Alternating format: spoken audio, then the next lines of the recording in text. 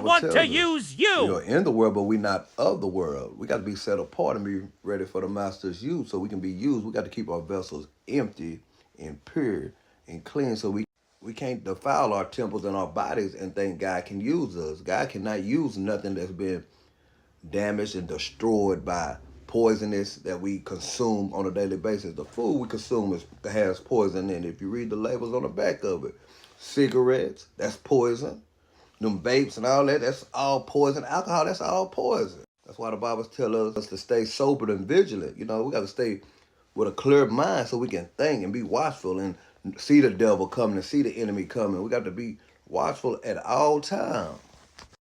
Tells us we are not ignorant of Satan's devices, but are we ignorant to Satan's devices? You know, the devil can't go back to heaven. He's already been there. So his job now is to deceive everybody and trick everybody out their spot so they can't make it to heaven. So he'll do whatever it takes to keep us from making it to heaven. It don't matter how he got to do it. Right now, how he got people captivated is through social media, getting high, getting drunk, and just living their best life and not pleasing, ain't doing nothing for God, ain't even doing, but going to church and doing that. But the devil don't mind his people, people going to church. But what you doing outside the church? How are you living outside the church? Are you doing God's will outside of church? That's just like being married and having a side man or a side woman. The side man or the side woman don't care about you being with your husband because he know he can have you at any time. It's just your husband looking like the fool, but God ain't gonna never look like no fool. Because God know what each and every one of us is doing. He just looking at us like, you really think you getting away with this? You think you getting away with this? When are you gonna come back? Wake up. Come on now.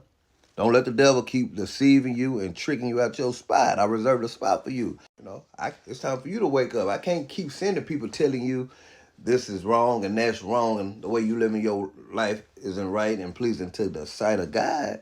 It's up to us to receive and believe the gospel and be like, okay, I'm tired of living like this. It's time for me to get my life up to live a lifestyle for Christ. Because when we live for ourselves, it ain't no good. It don't please nobody but ourselves, our flesh.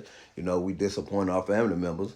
You know what I'm saying? Because they want us to get it right, but it's all up to you got to get it right in your head and into your heart.